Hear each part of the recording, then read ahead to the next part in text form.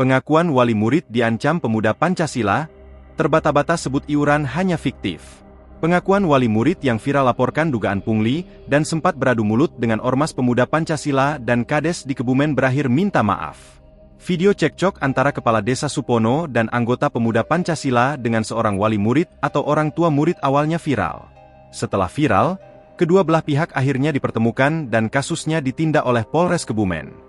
Kabar terbaru dari video wali murid yang laporkan dugaan pungli itu, akhirnya minta maaf. Wali murid itu juga mengucapkan banyak terima kasih kepada pemuda Pancasila. Video permintaan wali murid itu diunggah oleh akun TikTok Adi11 pada Selasa, 23 Juli 2024. Dalam video itu, tampak wali murid bernama Herni Setiawati yang membaca permintaan maaf dengan ditemani suaminya. Herni menyebut jika pungutan di sekolah negeri yang viral belakangan ini hanya fiktif belaka. Dirinya pun mencabut kuasa kepada Sugiono selaku perwakilan LSM yang telah membantunya.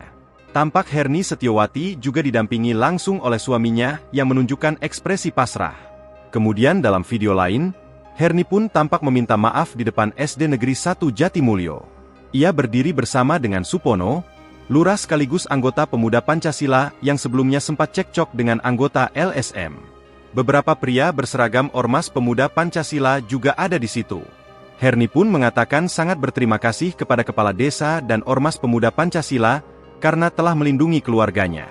Tak sedikit netizen yang curiga dan penasaran dengan kebenaran keadaan wali murid dan kasus yang menimpanya tersebut. Banyak netizen yang menduga jika ada intimidasi kepada wali murid tersebut. Download Tribun X sekarang, menghadirkan lokal menjadi Indonesia.